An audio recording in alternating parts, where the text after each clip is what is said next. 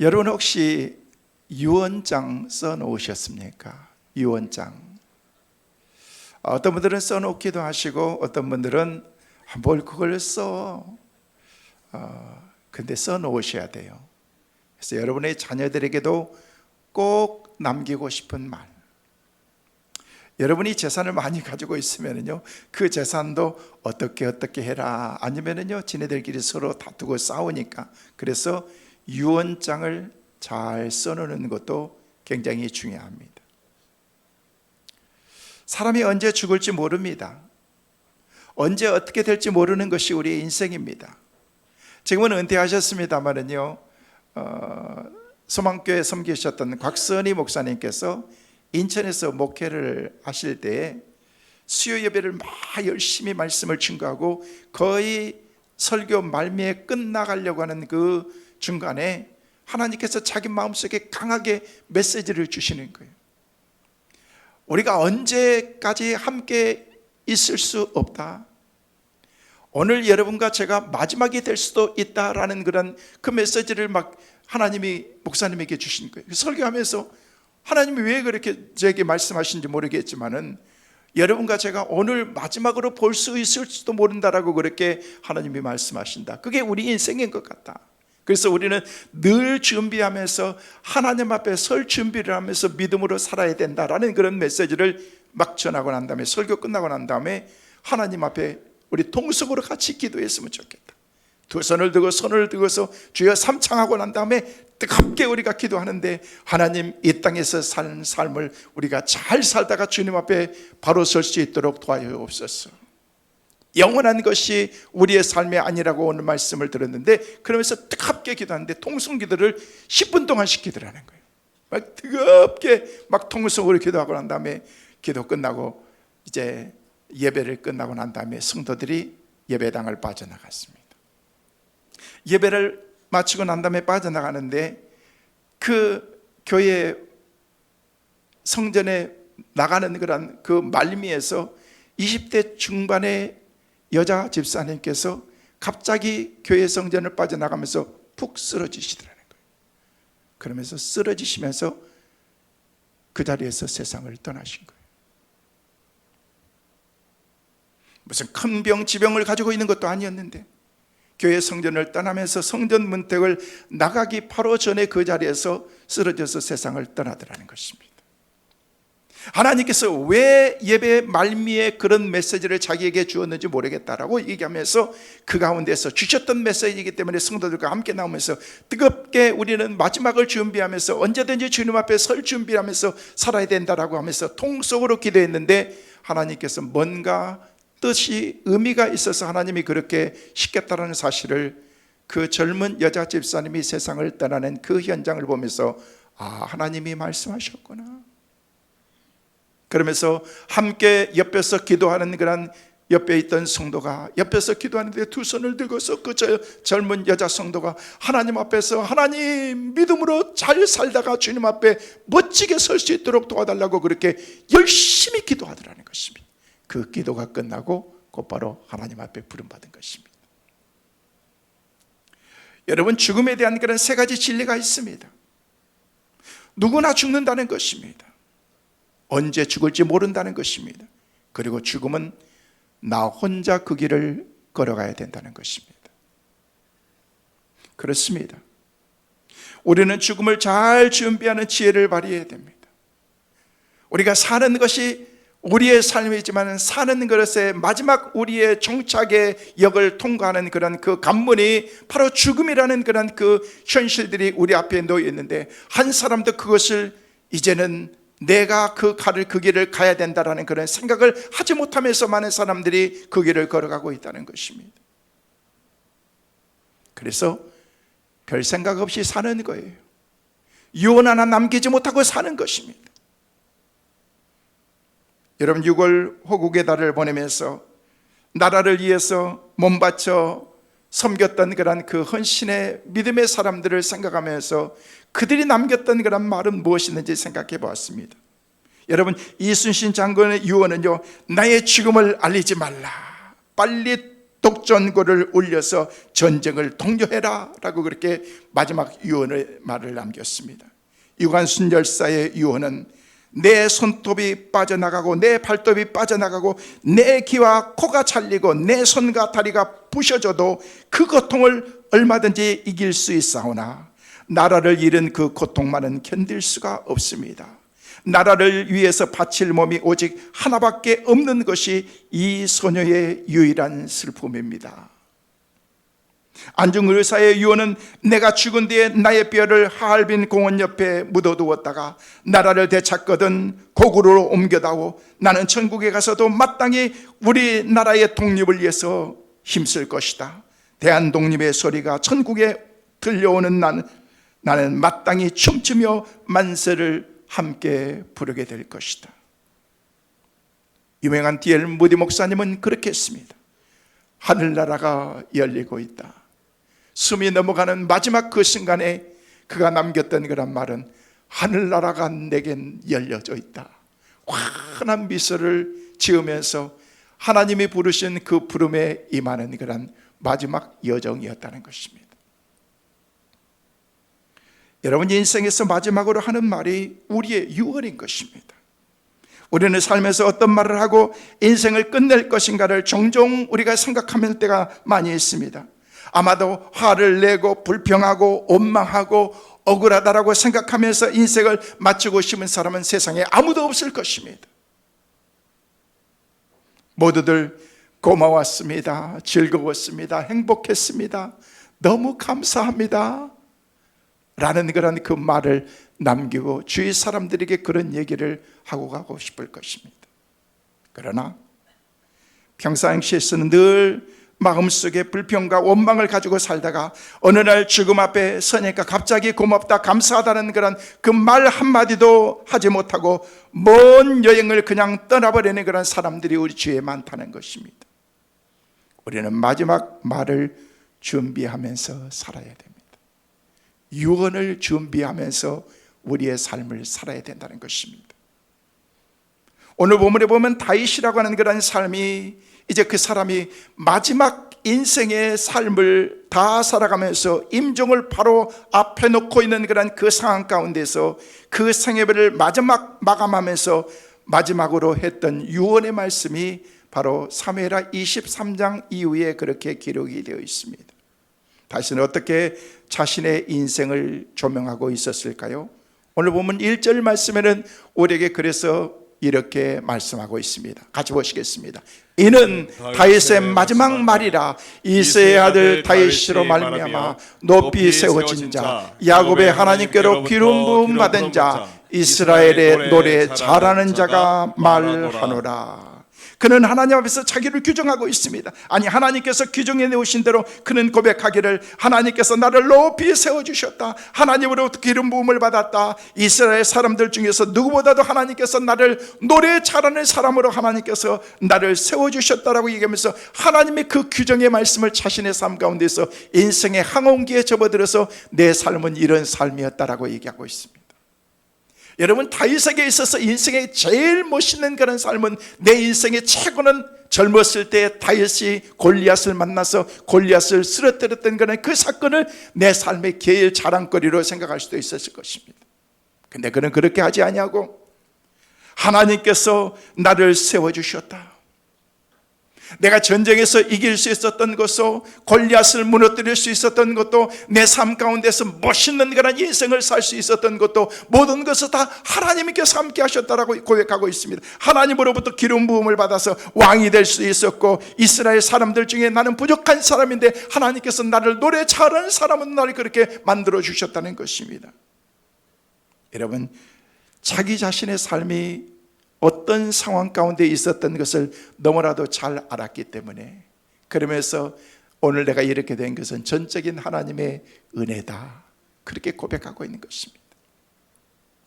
다윗은 자신이 내 삶은 제로에서 시작된 거예요. 0에서부터 시작이 된 것입니다.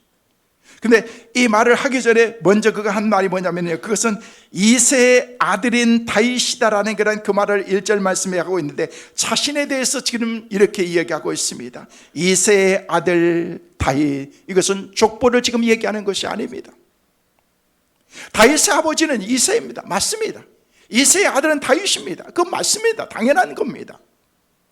가문에 자랑하려고 하는 것이 아니라 오히려 자신은 별 볼 일 없는 존재, 미천한 존재, 보잘것없는 그런 존재였다는 것을 표현하기 위해서 자기 아버지의 이름을 내면서 이새의 아들 다윗입니다 라고 그렇게 말하고 있습니다. 그래서 이 얘기를 한 배경에 대해서 말은 하지 않았지만은요, 거기엔 깊은 의미가 그 안에 담겨져 있습니다.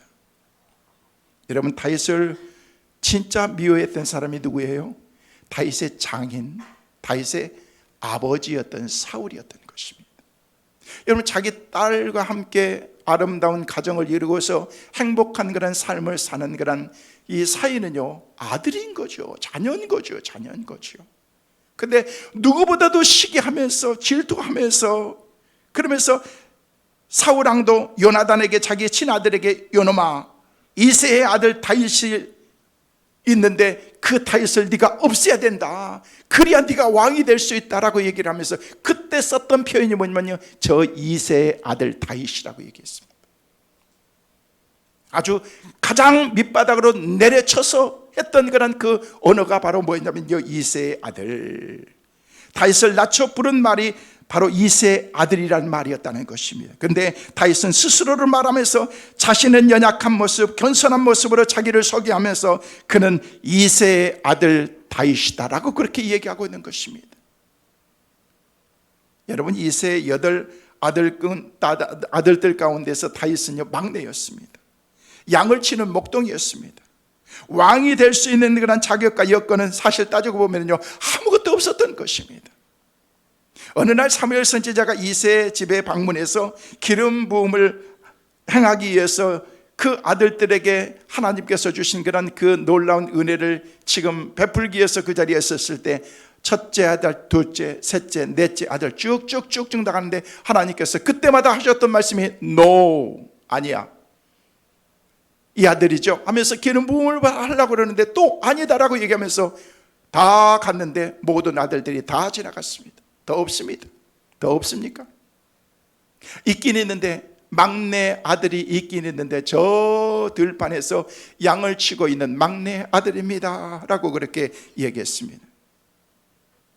그만큼 아버지의 관심의 대상에서 제외됐던 아들이 바로 다윗이었다는 것입니다. 근데 그랬던 그가 자기의 삶을 되돌아보면서 고백합니다. 3가지 수식을 썼습니다. 하나님께서 나를 높여주셨습니다. 하나님께서 내 머리에 기름 부어주셨습니다. 이스라엘 백성들 중에서 노래를 제일 잘하는 사람으로 하나님께서 나를 세워주셨습니다 라고 그렇게 고백하고 있는 것입니다. 이것은 음악적인 능력이 그에게 있다는 것을 말하는 것이 아닙니다. 자기 안에 영혼의 기쁨과 그 영혼의 즐거움으로 가득 차 있어서 그 노래를 통해서 찬양을 하나님께 올려드릴 수 있는 것, 이것은 바로 하나님이 내 삶을 이렇게 기쁨과 감사로 충만함으로 하나님께서 나를 이렇게 복 주셨다는 것을 지금 얘기하고 있는 것입니다. 어떻게 그럴 수 있었을까? 나를 여기까지 인도하신 하나님, 나를 높여주신 하나님, 절망 가운데서도 이 노래를 잃지 않도록 늘 함께 하셨던 그런 그 하나님에 대해서 얘기하면서 나 자신은 제로에서 시작됐다는, 0에서 가장 밑바닥에서부터 시작했다는 것입니다. 들판에서 양을 치는 그런 그 목동의 자리보다 더 낮아질 자리가 어디가 있겠습니까? 그런데 하나님께서 일약 스타로 하나님께서 그렇게 만들어 주셨다는 것입니다. 사랑하는 성도 여러분, 어떤 사람이 감사의 기도를 할 수 있을까요? 많이 가진 자가 감사할 수 있습니까? 높이 올라간 사람이 감사할 수 있습니까? No, 그렇지 않습니다. 자기 인생의 시작이 제로에서 시작됐다는 사람, 내 인생이 0에서부터 시작됐다는 사실을 아는 그 사람들, 바로 거기서 출발하는 사람이 그 가운데서 자족할 수 있고 감사할 수 있고 만족할 수가 있다는 것입니다. 우리는 감사를 할 때마다, 기도를 할 때마다 자신의 모습을 기억해야 됩니다. I am nothing. 나는 아무것도 아닙니다. 나는 진짜 아무것도 아닙니다. 어쩌면 과거로 얘기해야 될지도 모르겠습니다. 나는 본래 아무것도 아니었던 존재였습니다. 그러나 지금도 아무것도 아닙니다. 하나님이 나와 함께 하시기 때문에 이 정도지, 저는 앞으로도 하나님께서 함께 하시지 않으면 나는 아무것도 할 수 없습니다. 이런 고백을 했던 사람이 바로 다윗이라는 거예요.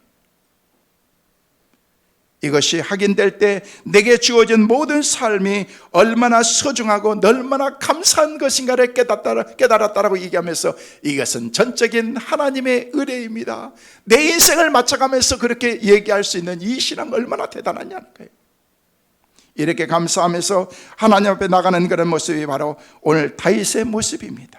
이 정도의 삶을 본인이 살았다고 스스로 그렇게 고백할 수 있는 신앙이라고 하면요, 그 인생은 성공적인 삶이라고 말할 수가 있습니다.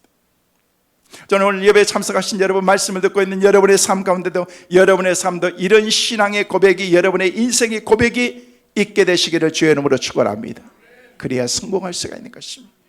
그러면서 1절에 그렇게 고백했던 그런 다윗은 2절 말씀에 뭐라고 말씀하고 있습니까? 함께 보실까요? 같이 보십니다. 여호와의 영이 나를 통하여 말씀하시며 그의 말씀이 내 혀에 있도다. 할렐루야. 하나님의 말씀이 내 입에 있다는 것입니다. 입술만 열면 하나님의 말씀을 하고 있습니다. 입술만 열면 하나님을 높이고 있습니다. 하나님께서 나를 통해서 하시는 그런 말씀을 내가 매일매일 경험하면서 하나님께 나가고 있다는 것입니다. 그것은 자신의 삶에 어쩌다가 그렇게 만들어진 거 아니라 매일매일 하나님께서 나를 만드셨던 것은 하나님의 작품이라는 것입니다. 하나님께서 만드신 그런 축복인 것을 그가 고백하고 있는 것입니다. 하나님의 영이 그 가운데 임하고 하나님의 영에 사로잡혀 하나님을 노래하고 있는 것입니다. 감사합니다. 하나님의 말씀이 나와 함께 계시고 성령의 역사가 내 인생을 이끌었다고 고백하면서 그는 하나님 앞에서 이 마지막 말씀을 유언처럼 노래하고 있는 것입니다. 사랑하는 성도 여러분, 우리가 마지막에 하나님 앞에 섰을 때 우리는 어떤 노래를 불러야 될까요?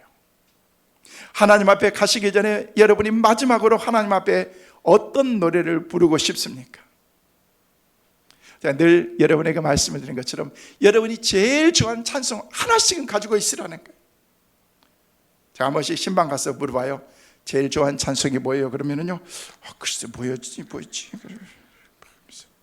생각은 나는데 뭔지는 모르겠대. 그는 좋아하는 찬송이 아무도 없는 거예요.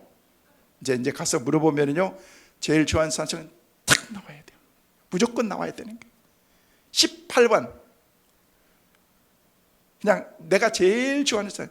여러분 밖에서 노래 부르는 사람들 유행가 불러도 뭐 부를 때 그러면 저 사람이 18번에 있어, 그냥 있잖아요. 그 있는 것처럼 찬송가도 여러분이 마지막에 딱 하면서 숨이 딱 넘어가는 그런 마지막 숨이 이게 없어져 가기 이전에 힘이 있는 그런 마지막에 나 진짜 마지막은 주님 앞에 찬송 부르다 가고 싶다. 여러분 마지막 때는요, 여러분 혼자 안 갈 거예요. 여러분 자녀들 다 모일 거예요. 제일 사랑했던 사람들이 마지막으로 모이면서 잘 가세요 그렇게 노래 부를 거예요. 근데 그때 부를 수 있는 그 노래가 뭐냐, 내가 마지막으로 이 찬송 부르면서 너희들과 함께 부르면서 가고 싶다. 이 얘기를 탁 하면은요, 이게 얼마나 좋겠습니까? 이 부득부득 가시고 나는 못 가겠다고 그렇게 하시지 말고 찬송 준비해 놓으세요. 그래서 그 찬송을 쫙 부를 때 하나님께서 나의 마지막 길을 이렇게 축복의 길로 사랑하는 가족들이, 사랑하는 사람들이 불러주는 내가 18번 그 찬송을 부르면서 내가 하나님 앞에 갈 수 있다면 이거보다도 더 아름다운 것이 어디 있겠느냐는 거예요. 사랑하는 성도 여러분, 우리가 마지막에 하나님 앞에 설 때 우리는 어떤 노래를 부려야 될 것인가? 하나님의 말씀의 역사가 얼마만큼 나를 붙잡고 있는가? 여러분 그것을 깊이 생각해야 될 것입니다. D.L. 모디는요, 재미있는 말을 했습니다. 성령의 도우심의 역사가 없는 성경 읽기는 마치 달빛 아래 있는 해시계와도 같다라고 그렇게 얘기했습니다. 여러분 달빛 앞에 해시계는 아무런 의미도 없습니다. 시계는요, 햇볕이 있을 때 그 햇볕의 그늘로 의해서 몇 시구나 이걸 알 수 있는 거지. 그래서 D.L. 모디가 그렇게 얘기한 거예요. 성령의 도우심이 없으면요, 아무리 성경을 봐도 의미가 없다는 것입니다. 우리의 신앙생활도 마찬가지인 것입니다. 성령의 도우심이 있어야 됩니다. 오늘 이 시간 말씀을 듣는 여러분에게도 성령의 도우시는 은혜가 있게 되시기를 주의 이름으로 축원합니다. 성령이 임할 때에 성령 통해서 하나님께서 말씀을 깨닫게 만들어 주시는 거예요. 아니, 똑같은 말씀인데 어떤 성도들은요, 눈물을 흘리면서 맞아, 그게 맞아, 내가 그 말씀대로 내가 일을 살아야 돼 라고 그렇게 생각하는데, 어떤 사람들은요 맹숭맹숭하고 그 말이 그 말 같고 저 말이 저 말 같고. 여러분, 성령의 감동이 없기 때문에 그렇습니다. 여러분 마음속에 성령의 감동이 날마다 충만하시기를 간절히 소망합니다. 그래서 기도해야 됩니다. 성령님, 내 가운데 찾아오셔서 말씀을 들을 때 깨닫게 하여 주옵시고, 말씀을 통해서 하나님께서 주신 그런 은혜의 깊은 자리에 내가 들어갈 수 있게 해달라고 우리가 기도해야 된다는 것입니다. 사랑하는 성도 여러분, 말씀을 가까이 하시길 바랍니다. 오늘 우리가 선포되는 153 감사축제를 통해서 우리는 오늘부터 시작되는데, 우리가 이 기간 동안에 말씀을 가까이 하고 기도하며 영적으로 주님 앞에 내 자신을 다시 한번 세워볼 수 있는 그런 축복의 시간으로 우리가 만들어야 된다는 것입니다. 그래서 우리 전도축제가 감사와 헌신과 전도가 날마다 넘쳐서 하나님이 기뻐하는 그런 삶을 살겠다는 그 믿음의 결단을 우리가 해야 된다는 것입니다. 미루면 안 되는 것입니다. 말씀도 마찬가지입니다. 내일부터 말씀 보지, 내일부터 기도하지. 사단이 제일 좋아하는 게 뭔 줄 아십니까? 내일이요, 내일. 내일부터 말씀 보지, 다이어트 오늘까지 마음껏 먹고 내일부터 하면 되지. 내일이요, 내일. 내일 가면 또 뭐요? 내일이요, 내일. 그 또 다음 날이요, 내일 가면 또 내일이요, 내일. 못합니다. 여러분, 예배도 내일부터 드리면 되지. 마귀가 그럴 거예요. 참 좋다, 그래, 내일부터 시작하자. 우리가 내일부터 기도하겠다라고 얘기하면 마귀는 그렇게 얘기해. 맞아, 그래, 내일부터 하자. 내일부터.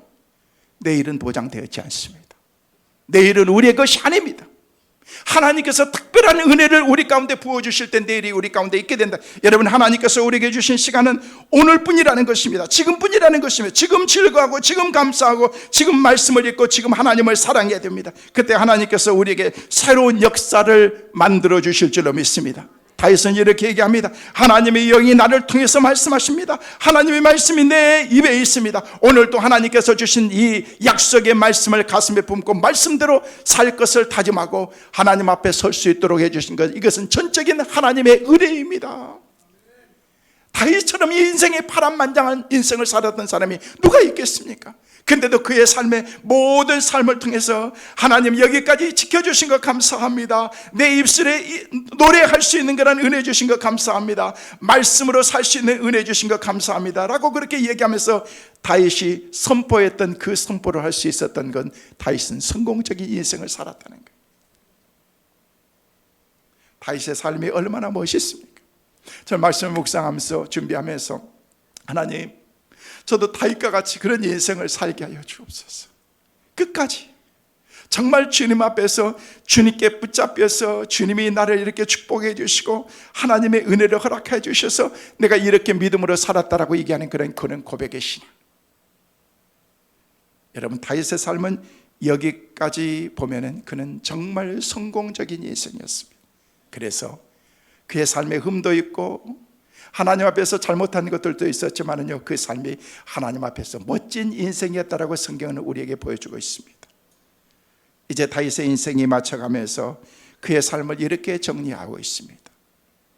오늘은 특별히 153 감사 축제가 있는 날입니다. 153 감사 축제에 대해서 여러분에게 중요한 말씀을 우리가 함께 나눠야 됩니다. 우리는 이번 주 화요일부터 153 전도 축제가 시작이 되는데, 매일매일 감사, 매일 헌신, 매일 전도의 표제를 갖고 매일 우리가 실천하게 될 것입니다. 153일의 그 기적을 여러분들이 체험하는 여러분 되시기를 간절히 소망합니다. 작년에도 했었는데, 10년 전에도 했었는데, 뭐 특별한 것도 없었는데, 이번에 특별하게 여러분이 만들어 보십시오. 감사는 능력입니다. 헌신은 축복입니다. 전도할 때 하나님의 놀라운 하나님의 은혜와 복이 여러분에게 임하게 될 줄로 믿습니다.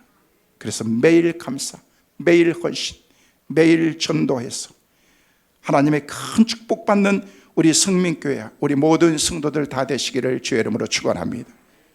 123의 목적은 영혼 구원입니다. 하나님이 주신 그런 사명을 감당하면서, 그러면서 우리의 삶에 놀라운 변화를 여러분이 경험하게 될 것입니다. 저는 1.23 축제를 할 때마다 많은 분들의 간증을 듣습니다. 불평했던 그런 자신의 입술이 감사로 바뀌고, 시어머니와의 그 관계가 원만한 그런 관계로 하나님께서 저를 만들어 주시고, 사랑하는 그런 마음을 하나님께서 내게 허락해 주시고, 이런 모든 고백들을 하는 것을 들으면서 이건 하나님의 은혜다라는 그런 생각을 가졌습니다. 어떻게 우리가 이런 일들을 우리가 실천하면서 살아갈 수 있을까요? 세 가지입니다. 첫째로, 매일 감사하는 삶을 사시길 바랍니다. 이번 화요일부터 시작되는 축제에 다시 한번 우리의 입술에서 감사가 떠나지 않게 되시기를 주님의 이름으로 축원합니다. 사람마다 가진 것이 있습니다. 그 중에 많은 것을 가진 사람이 있는 반면에 적게 가진 사람도 있습니다. 그러나 현재 자신이 가지고 있다고 해서 모든 것이 다 자신의 것이 아닙니다. 이 세상의 모든 것은 창조주 되신 하나님의 소유로서 우리 인간들은 다만 하나님이 주셔서 받았을 뿐이라는 것입니다. 우리가 무엇을 얼마나 많이 소유했나 보다도 자랑할 수 없는 것은요, 이 모든 것은 하나님께서 우리 가운데 주신 선물이기 때문에 그렇습니다. 우리 이 땅에서 살다가 멋지게 살다가 하나님 앞에 부름받을 때 그냥 잘 쓰다가 내려놓고 가면 되는 것입니다. 내가 얼마나 피땀 흘리고 노력해서 얻은 것인데 나는 절대 이것을 못 놓고 간다? 여러분, 가지고 갈 수 없습니다. 이고 치고 갈 수 없습니다. 싸고 갈 수 없습니다. 여러분이 끼고 있는 금가락지도 자녀들이 절대 여러분에게 안 줍니다. 다 빼앗습니다. 빼놓고 가게 합니다. 빈몸으로 왔던 인생, 빈몸으로 가는 것이 바로 우리 인생이기 때문에 그렇습니다. 우리가 세상에 올 때 가지고 온 것이 아무것도 없습니다. 빈손 들고 왔습니다. 갈 때도 빈손 들고 가는 인생인 것입니다. 그러므로 여러분의 재산, 재물, 사업, 건강, 자녀들 모든 것이 다 하나님으로부터 온 그런 하나님의 선물이라는 것입니다. 우리는 무조건 내게 주신 그런 하나님의 은혜에 감사해야 됩니다. 오늘 여러분 아무것도 없다고 할지라도 여러분 지금 입고 있는 옷이라도 있지 않습니까? 감사하는 거예요. 내게 주신 그런 하나님의 은혜. 여러분 지그지글련은요 그런 얘기를 했습니다. 나는 감사할 줄 모르면서 행복한 사람을 한 번도 본 적이 없다. 책에서 그런 얘기했어요. 감사할 줄 모르면서 행복한 사람 없다는 거예요. 바꿔서 얘기하면요, 행복한 삶을 위해서는 뭐 해라? 감사하라는 것입니다. 할렐루야. 여러분의 입술에 감사가 끊이지 않게 되시기를 주의 이름으로 축원합니다. 그래서 그는 감사로 행복에 이르는 길을 이렇게 설명하는 것을 볼 수가 있었습니다. 잘 보십시오. 큰 것에 감동하고 놀라기보다 사소하고 작은 것부터 감사해라. 먼 미래에 일어난 일보다도 지금 이곳에서 감사를 찾아내라. 기적적인 일에 감사하기보다 매일 일상에 감사하면서 살아라. 감사를 계속하다 보면 불평과 불만이 치료되는 것을 경험하게 될 것이다. 감사는 감사를 불러일으키고, 감사하는 사람이 이 세상에서 가장 부유한 사람이다. 감사하는 순간 세상이 아름다워지고 모든 사람이 사랑스러워지고 모든 일에 좋은 관계를 이루게 된다. 감사하는 순간 축복이 임하며 동시에 하나님의 자녀가 되는 것을 만방에 선포하는 감사의 선교사가 될 수 있다. 17세기 영국의 한 시인은요 이렇게 고백했습니다. 주님은 제게 너무 많은 것을 주셨습니다. 감당할 수 없을 만큼 많은 것을 주셨는데 그래도 저는 제게 욕심이 있습니다. 주님, 제게 딱 한 가지만 더 주십시오 라고 하나님께 기도하면서 그는 이렇게 기도했습니다. 주님, 제게 늘 감사할 수 있는 마음을 더하여 주옵소서. 우리도 시인처럼 기도할 수 있었으면 좋겠어요. 하나님, 내게 감사하는 마음을 허락하옵소서. 그래서 사소한 것에도 감사할 수 있는 마음, 작은 것에도 감사할 수 있는 마음. 성도 여러분, 이번 화요일부터 시작되는 1.23 전도 축제를 통해서 우리의 입술에서 원망 불평이 사라지고 철저하게 어떤 일이 있어도 여러분의 삶을 감사로 바꿔서 여러분이 감사로 충만한 삶을 살아가는 은혜가 있게 되시기를 주의 이름으로 축원합니다. 두 번째로, 1.23 전도 축제를 위해서는 매일 헌신하는 삶을 여러분이 살아보십시오. 사실 이 제목을 갖고 많이 고민했습니다. 제가 기도하면서 10수년 전에 장경동 목사님과 함께 브라질에 집회를 가면서 비행기 안에서 이런저런 얘기를 하다가 그때 제가 기도하면서 만들었던 것이 1.23 감사 축제였습니다. 제가 만들었던 이것을요 장 목사님도 함께 얘기하고 중문교회도 하고 우리가 다니면서 여기저기 많이 이렇게 하면서 이제는요 153 축제가 많이 여기저기서 이렇게 형성하면서 이제 의미와 저 뜻은 조금 다르게 하지만은요 좋은 일들 이렇게 향하고 있습니다. 그러면서 제가 기도하면서 하나님께서 저에게 주셨던 그런 메시지는요 매일 감사, 매일 헌금, 매일 전도였습니다. 근데 여러분 두 번째 매일 헌금이라는 말이 작은 것이라도 내가 하나님께 헌신한다는 그런 의미는요 내가 소중하게 여기는 것을 하나님께 드리는 그런 마음을 우리가 가졌으면 좋겠다라고 생각하면서 그때 만들었던 것이 종이 저금통이었습니다. 그래서 매일매일 어른들 단돈 1,000원이라도 하나님께 드리면서 여러분 그것도 모으면은요 많죠. 그렇지만은요 내 마음을 드린다라는 그런 헌신의 마음, 물질로만 우리가 헌신하는 건 아니지만은요 우리가 교회를 위해서 섬기고 여러 가지 일들도 우리가 할 수 있지만은요 그런데 이렇게 하다 보니까 때로는요 제가 직접적인 들어보지는 않았지만은요 그러시더라고요. 헌금하라는 게 부담이 된대요. 저 여러분들에게 부담 드리려고 한 거 절대 아닙니다. 자유하세요. 괜찮아요. 진짜요. 말로만 그러는 거 아니고 얼마든지 여러분 예수 안에서는 얼마든지 자유할 수가 있는 거예요. 여러분에게 구속하기 위해서 뭐 153 감사 헌금을 안 드렸다고 해서 여러분 집에 무슨 차압을 보내고 뭐 차를 뺏어오고 텔레비를 막 가져오고 안 그럽니다. 걱정하지 마세요. 자유스럽게 하는 거예요. 내게 주신 매일 못할 수도 있는 거잖아요. 여러분 저는 매일 해요. 감사하게. 그리고 11조는 11조 드리고 그 외에 다른 수입이 있으면 그 가운데서 10의 1조를 떼어서 153 감사 헌금으로 또 드려요. 얼마나 좋은 일이에요. 하나님이 나를 이렇게 축복해 주시면 그래서 헌금이라는 말을 뺐습니다.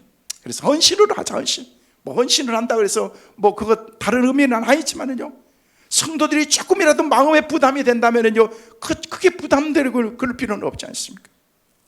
우리가 어떻게 하나님 앞에 헌신할 수 있을까요?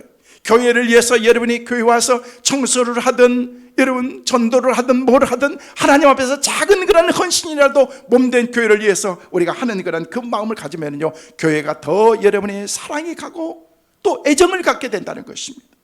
여러분 헌신에는 우리의 마음이 들어있어야 됩니다. 그래서 우리가 153일 동안 작은 것이라도 우리가 하나님께 매일매일 헌신해 보자는 것입니다. 진정한 헌신의 정신은 바로 희생 정신입니다. 독자 이삭을 바쳤던 그런 이 아브라함의 희생, 다니엘이 사자굴에 들어가고 그의 친구였던 사드락과 메삭과 아벳느고가 풀무불에 들어가고 스데반이 돌에 맞아 죽었던 것은 모두 다 희생을 우리 가운데 가르쳐 주시는 그런 하나님의 메시지인 것입니다. 이번 153 전도축제 동안 한번 여러분이 매일매일 실천해 보라는 것입니다. 매일 우리의 삶 가운데서 하나님이 주신 은혜를 감사하고 매일 헌신해서 저는 우리 성도들이 복 받기를 위해서 기도하고 있습니다. 성도 여러분, 하나님의 큰 복 많이 받으시는 여러분 되시기를 주의 이름으로 축원합니다. 마지막으로 153 전도축제의 메인 포인트는 바로 매일 전도하는 것입니다. 매일매일 하나님이 주신 그런 사명을 감당하는 것입니다. 어떤 신학교에서 설교학 시간이 있어서 설교 실습하는 시간이 되었습니다. 그래서 한 학생들이 나와서 많은 학생들 앞에서 교수 앞에서 설교 시험을 보는 것입니다. 그래서 설교 준비를 다 하고 나서 이제 학생이 원고를 다 준비해 가지고 강단에 딱 섰습니다. 교수님이 계시고 자기를 눈을 또라지게 쳐다보고 있는 거는 많은 학생들 앞에서 설교를 하려고 딱 준비해서 원고를 폈는데 이게 웬일입니까? 원고가 하나도 안 보이는 것입니다. 눈이 캄캄하고 아무것도 보이지 않고 무슨 말을 해야 될지도 모르는 가운데 당황하고 있었습니다.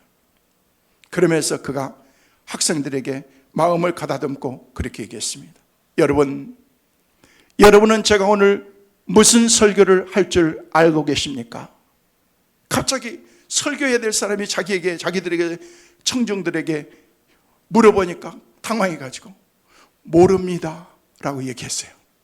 그랬더니 이 학생이 여러분이 모르는 것을 제가 어떻게 알겠습니까? 하고 내려가 버렸어요. 교수가 얼마나 당황스럽겠어요. 무슨 저런 인간이 다 있어 하면서 내일 다시 해라 했겠어요. 그 다음 날이 됐어요.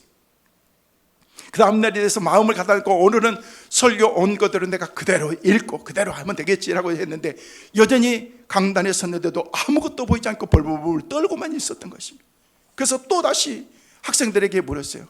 여러분, 오늘은 여러분에게 제가 무슨 설교를 할 줄 알고 계십니까? 어제 당했잖아요, 학생들이. 그래서 알고 있습니다, 딱 그런 거예요. 그러니까 학생들이 다 그러니까 여러분이 다 알고 있는데 제가 무슨 설교를 하겠습니까? 하고 내려가 버렸어요. 교수가 보면서 이거 뭐야 이거 하면서 한번 내일 다시 해라. 그 다음 날이 되었습니다. 그래서 딱 썼는데 학생들이 궁금한 거예요. 오늘은 뭐라고 얘기할 건가 해서, 오늘 여러분 제가 무슨 설교를 할지 여러분은 오늘은 알고 계십니까? 라고 얘기했더니 이쪽에 있는 그런 학생들은 네 알고 있습니다, 이쪽에 있는 학생들은 잘 모르겠습니다 라고 얘기를 하는 거예요.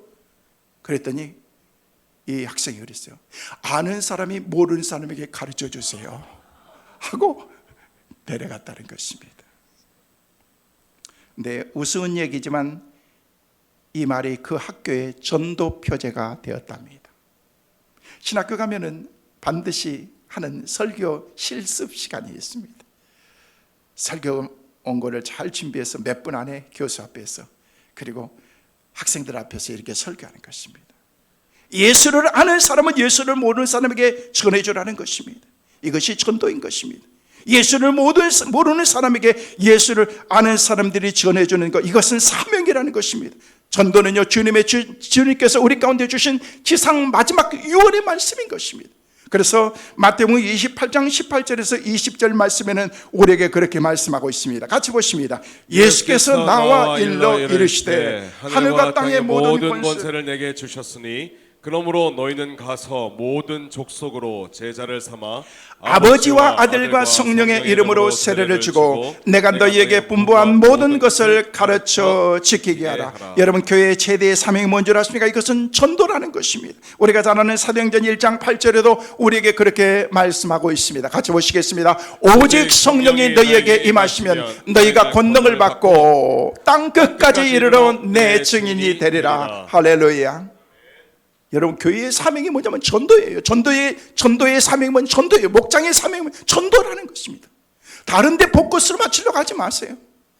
모든 것을 영혼 구원은 전도하는데 이 사명이 있다는 것입니다. 여러분, 사회의 모든 기관도 특수한 그런 사명들이 있습니다. 시청은요, 시민의 행정을 위해서 봉사하고 안정을 지키는 게 시청의 사명인 거예요. 여러분, 경찰서는요, 사회 질서를 위해서 사회 편안하게 범죄가 없이 지키는 그런 그 일들을 경찰서에서 하게 되는 거예요. 병원은요, 사람들의 질병을 치료하는 것입니다. 그럼 교회의 사명이 뭐냐는 거예요. 교회의 사명은요, 존재하는 목적은요, 멸망의 길로 가는 그런 그 사람들에게 영혼 구원하는 그 일들을 감당하는 것, 이게 교회의 사명이라는 것입니다.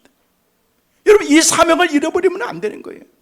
그래서 조지 스위팅이라고 하는 그런 사람은 말하기를, 1000년을 사는 동안에 단 한 사람의 영혼을 그리스도에게 인도하고 그 밖에 아무 일도 못했다고 할지라도 그 삶은 무가치한 인생이 절대 아니다라고 얘기했습니다. 그의 삶 가운데서, 내가 1000년을 산 삶 가운데서 이 사람이 한 것이 아무도 없다는 것입니다. 근데 단 한 사람을 주님께 인도하는 그 일들이 있었다면 이거보다도 더 가치 있는 일이 어디 있겠는가라고 얘기하고 있습니다. 전도하는 거 사실 쉽지 않습니다.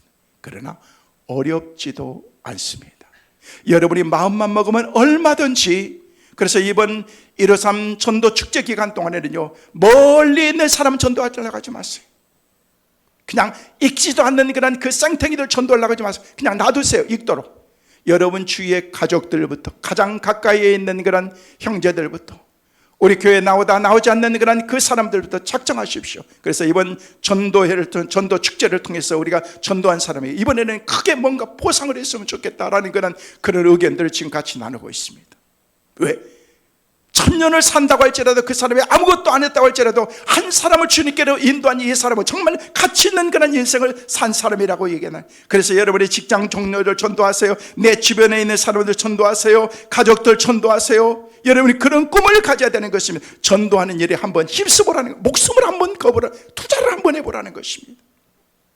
이 한 가지만 간증하고서 오늘 말씀을 정리하려고 합니다. 지난 3월 16일에 저희 교회에 등록한 우리 최혁찬 성도님이 계십니다. 지금 아래층에서 예배드립니다. 3개월도 아직 안 됐습니다.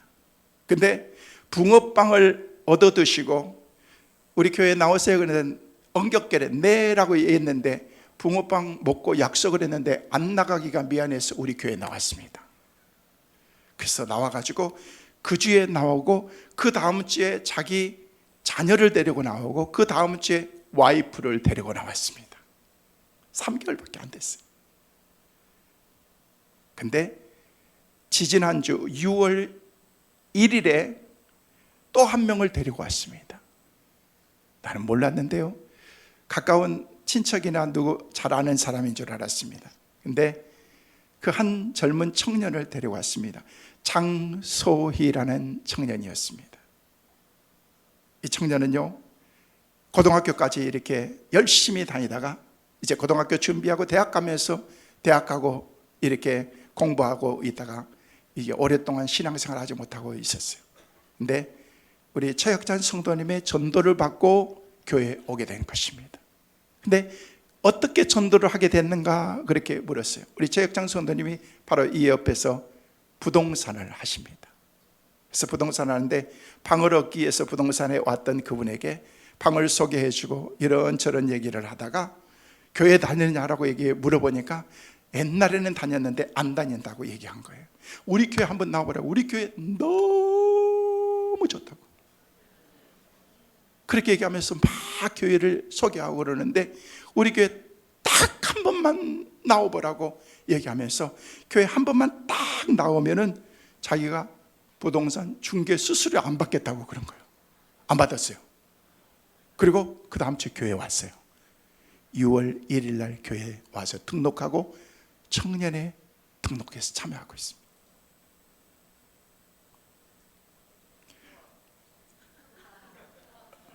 누가 와 했어요? 충청도인가 봐. 이렇게. 투자도 않고 무슨 전도야. 나 중개 수수료 안 받을 테니까 여러분 다 부동산 안 해서 아멘을 안 하는 것 같아. 할렐루야. 전도를 위해서, 영혼 구원을 위해서 뭔가 내가 한번 투자하겠다라는 그런 그 마음, 여러분이 마음만 먹으면 하나님께서 여러분의 길을 놀랍게 축복하실 줄로 믿습니다. 전도는 주님의 지상명령입니다. 주님이 우리 가운데 주신 유언인 것입니다. 오늘 말씀은 우리가 23장의 말씀을 쭉 내려가면서 이제 타이 강의를 거의 마쳐가면서 다윗은 유언하면서 내 삶의 마지막까지 함께 하셨던 그런 그 하나님은 정말 멋진 하나님이었다. 내 인생을 이렇게 멋있게 만들었다라고 얘기하면서 자신의 삶을 통해서 하나님의 이름을 높이고 있습니다. 153 전도 축제를 통해서 우리가 매일 감사, 매일 헌신, 매일 영혼 구원하는 전도의 삶을 감당하기 위해서 우리는 결단해야 됩니다. 여러분의 영적인 체질을 하나님께서 우리의 삶을 바꿔주실 것입니다. 시몬 베드로가 인간적으로 열심히 해보려고 노력했지만 고기 한 마리도 잡지 못했을 때 우리 주님이 찾아오셔서 배 오른편에 그물을 던지라 말씀하실 때 순종했을 때 153마리나 배에 가득히 차고 고기가 넘쳤다라고 그렇게 말하고 있습니다. 이번 153 전도 축제를 통해서 여러분의 삶 가운데 이런 기적의 역사가 있기를 간절히 소망합니다. 기대하십시오. 하나님께서 멋지게 여러분의 삶을 만들어 나가시게 될 것입니다. 이런 놀라운 은혜와 축복이 우리 교회와 우리 몸된 교회 여러분의 삶 가운데 꼭 있게 되시기를 주의 이름으로 축원합니다.